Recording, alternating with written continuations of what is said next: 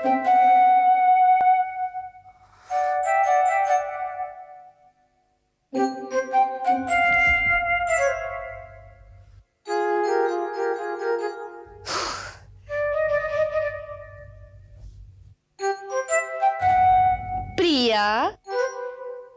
तुम यहाँ पड़ी हो? मैंने तुम्हें पूरे घर में ढूंढा, तुम अपने कमरे में भी नहीं थी। मम्मी ने कहा कि अपने बेडरूम में मत पड़ी रहो, घर से बाहर निकलो। मम्मी ने कहा कि अपने बेडरूम में मत पड़ी रहो, घर से बाहर निकलो, और तुम अंदर पड़ी रही। वाह रे, काश इस घर के लोग भी यही करते। खैर, तुमने पराग से कहा ना प्रशांत से मिलने के लिए? नहीं। क्यों? पराग ने मुझे समझाया कि हर किसी को हर चीज के लिए मना कर दो। ऐसा क्यों? मैं सबकी बात सुनती थी ना, तो कुत्ते को बांधने के लिए उसका पट्टा खरीद के ले आई, इसलिए।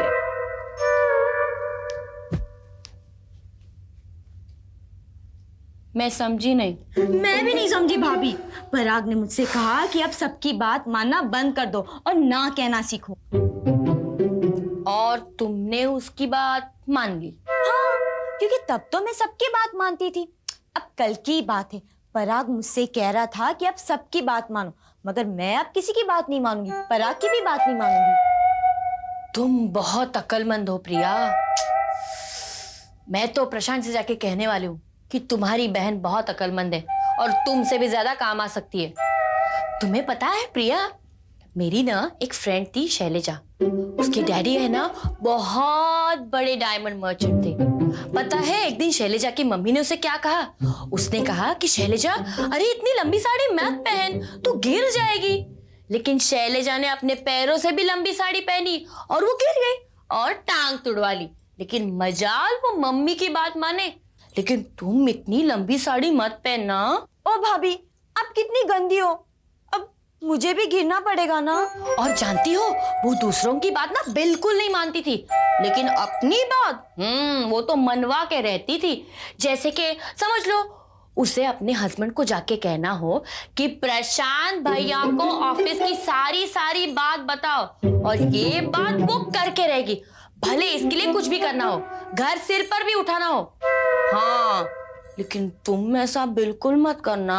ठीक है, मैं करूंगी।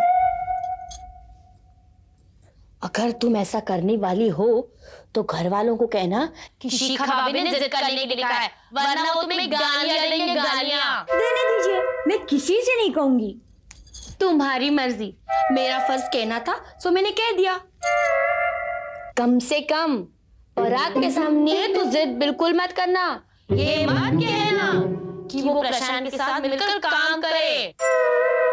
ये मत कहना कि वो प्रशांत के साथ मिलकर काम करे। मैं भी यही सोचती थी, लेकिन अगर जानकी ने झूठ और सच की भेल बनाई है तो इसमें झूठ कितना है और सच क्या है? अगर सचमुच अग्निहोत्री और सुभद्रा को लड़की हुई थी तो वो प्रिया नहीं हो सकती, क्योंकि प्रिया के जन्म से पहले सुभद्रा दूसरी शादी करके परदेश जा चुकी थी। और वो मिताली भी नहीं हो सकती, क्योंकि निरंग और मिताली जुड़वा है। उनके जन्म के वक्त मैं उन्हें हॉस्पिटल में देखने गई थी, मुझे याद है। का मतलब हुआ,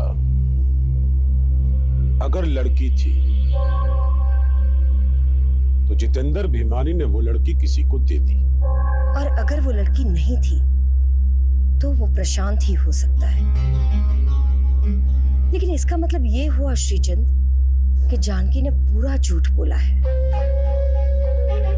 मैंने सबूत की बात करके ऐसी कौड़ी डाली थी कि जितेंद्र मुझसे सबूत मांग ही ना सके। अब जानकी ने ऐसी कौड़ी डाली है कि मैं सबूत नहीं मांग सकती। ये बेवारसा इतनी अकलमंद है, ये तो पत्तों को नहीं तो बना। सूरज से किसी लागे, एकदम भोले भाले। और एक बात है, जितेंद्र भीमानी के परिवार में जितनी भी लुगाइयां हैं ना, बहुत तेज है, बहुत तेज। वो मिताली ने देख लिया, पता है क्या किया? वो मार्केट से हमारी सारी प्रोमिसरी नोट खरीद लिया है। अब अगर मैं प्रिया ने अपने घर में लाके अपने सर पे नाच को नहीं नचाया तो वो मने सड़क पे लाके नाच नचावेगी। तो ले आओ उसे वापस। कभी कभी छोटी लड़ाई में हार मान लेना जरूरी होता है जंग जीतने के लिए। पर अपनी तो दो दो चाल उल्टी पड़ गई। अब क्या होएगा कुसुम, क्या होएगा? प्रशांत को हम अपनी हार के बारे में अभी पता ही नहीं चलने देंगे। उसे तो यही बताएंगे कि हमारे पास सबूत है। चाहे तो अपने बाप से पैसे ले आए। आमतौर पर लोग अपनी सच्चाई पर भरोसा रखते हैं। हमें जानकी के झूठ पर भरोसा रखना पड़ेगा खेल जारी रखने के लिए।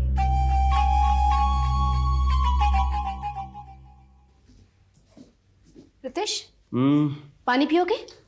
नहीं। क्या बात है? तुम ये किताब पढ़ रहे हो? ये लाइट आंखों में ना आए इसलिए शेड किया हुआ है। पढ़ने की कोशिश कर रहा हूँ, ध्यान कहीं और चला जाता है। इस किताब को छोड़ो और मेरा चेहरा पढ़ो। मेरा चेहरा ज्यादा इंटरेस्टिंग है रितेश। इस चेहरे को तो कई बार पढ़ चुका हूं मैं। इसकी एक एक लाइन पता है मुझे। मगर मेरा चेहरा तो रोज बदलता है। कभी दुख की कहानी होता है, कभी रोमांस की या कभी मिस्ट्री की। बात क्या है? आज बहुत कॉमेडी कर रही है। कॉमेडी कर रही हूँ। अरे मारो तो मत। अरे मैं मजाक कर रहा था बाबा। विनीता इनफ। बस।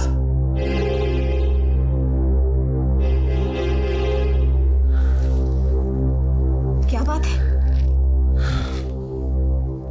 तुम आजकल इतनी छोटी छोटी बात को लेकर इरिटेट हो जाते हो। सॉरी विनीता।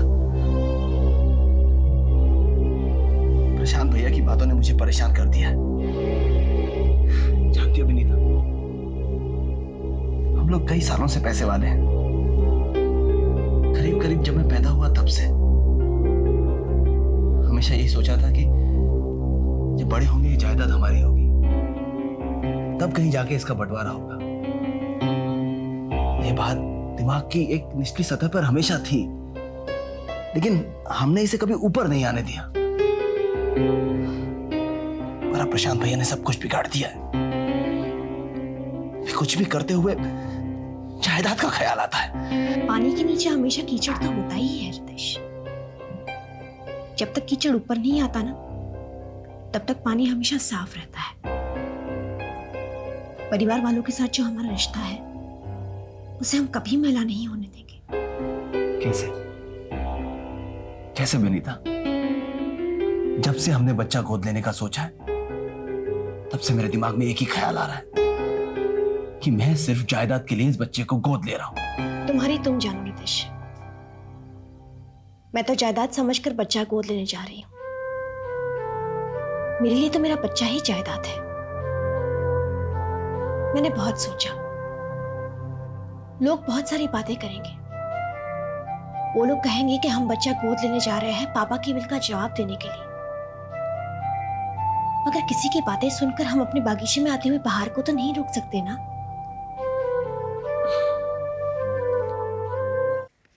प्रशांत ने क्या नया कबाड़ा खड़ा कर दिया है? मैं उस बारे में कोई बात नहीं करना चाहता। निरंग, एक साइन रह गया, कर दो। आप बात नहीं करना चाहते, पप्पा बात नहीं करना चाहते, मम्मी बात नहीं करना चाहती, तो मैं किससे जाकर पूछूं? प्रशांत की तरह मैं भी कुसुम के पास चला जाऊं? कुसुम झूठी है, उसके पास कोई सबूत नहीं है, हो भी नहीं सकते। ये लो एक साइन रह गया, कर दो। पहाड़ में जाए तुम्हारे पेपर्स। मैं ये नहीं जानना चाहता कि कौन झूठा है, मैं ये जानना चाहता हूं कि सच्चा कौन है, सच्चाई किसके पास है, और वो सच्चाई दिल के अंधेरे कमरे में क्यों दफन की जा रही है।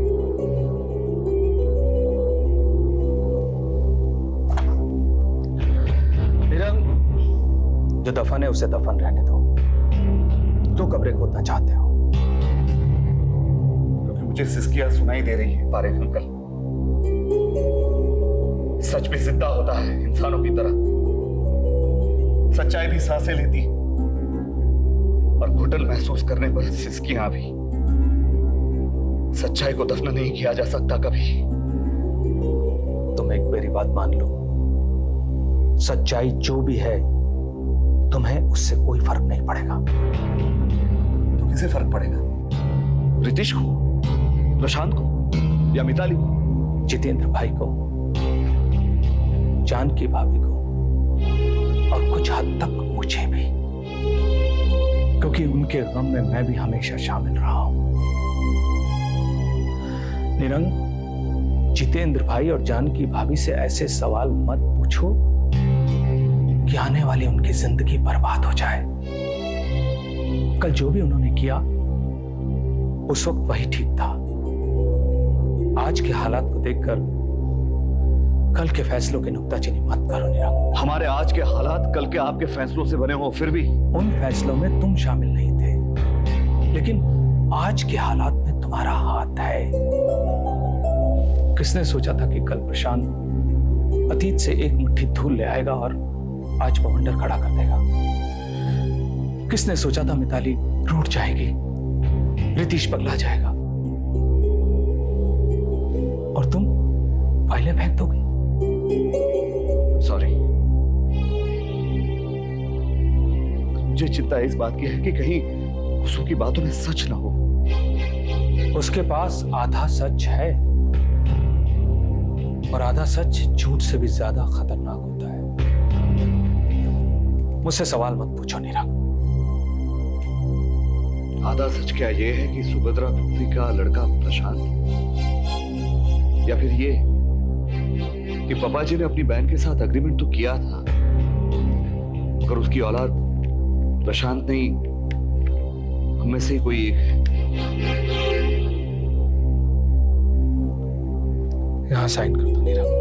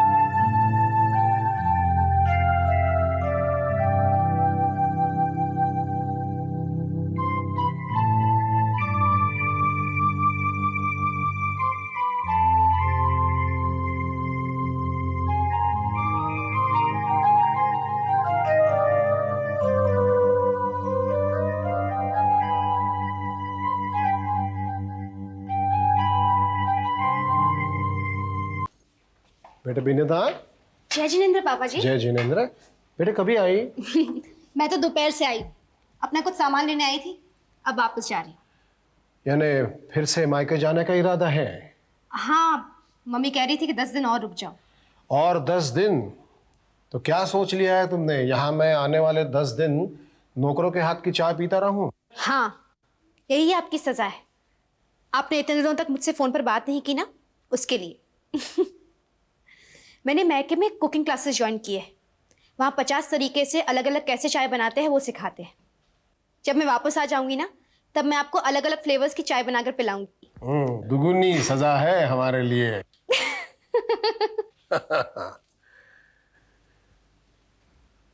अच्छा, कुछ दिन पहले मैंने तुम्हारे उस गायनक को, क्या नाम उसका, डॉक्टर पराशर, उसे फोन किया था क्योंकि तुम लोग तो कुछ बताते नहीं हो क्या परेशानी है, इसलिए हकीकत जानने के लिए उसे फोन किया था। अच्छा है आदमी वो, और डॉक्टर भी नामवर है जी। तो उसने कहा कि ट्रीटमेंट तो ठीक तरह से चल रही थी, लेकिन अचानक तुम लोगों ने वहां जाना बंद कर दिया। शायद उसके ट्रीटमेंट का कोई फायदा नहीं हो रहा है, ये सोचकर निराश होकर तुमने उसके पास जाना बंद कर दिया होगा, ऐसा वो कह रहा था। नहीं नहीं, ऐसी कोई बात नहीं है। अगर ऐसी बात नहीं है तो ठीक है। ठीक है मतलब अच्छा ही है। एक और बात, मैं उस लड़की से मिला, श्रेया को। मैंने मेरा सारा गुस्सा उस पर उतारा और गुस्से से उसके सारे लोन रुकवा दिए। लेकिन थोड़ा सा सोचने के बाद मुझे एहसास हुआ कि ये लड़की ऐसी नहीं है जो पैसों के लिए रितिश को फंसा देगी। तब मुझे ख्याल आया कि तुम्हारी खुदकुशी की कोशिश का तुम्हारी ट्रीटमेंट के साथ कोई संबंध हो सकता है शायद। एक बात बताता हूं बेटे, जब तक तुम्हारा ये गायनायक तुम्हें डेफिनेटली कुछ बताता नहीं है, तब तक तुमने आशा नहीं छोड़नी चाहिए। तुम क्यों हार मान लेती हो? ऐसा मत करो बेटे। अगर तुम इस तरह से मायूस होगी, निराश होगी, तो मेरे सपनों को तोड़ दोगी। पापा जी, अगर लाख कोशिश करने के बावजूद मैं आपको पोता नहीं दे पाई तो फिर मैं तुम्हें दुगनी सजा दूंगा। फिर मैं कहीं जाकर मेरी अपनी हंसी कहीं खो दूंगा। फिर तुम ढूंढती रहो। प्लीज ऐसा मत कहिए आप। बैठे।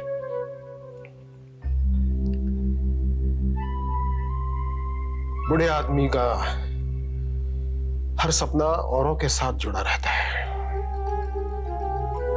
वो सोचता है कि मेरा पोता मेरे गोद में खेले, मेरे बेटों की तरक्की हो जाए,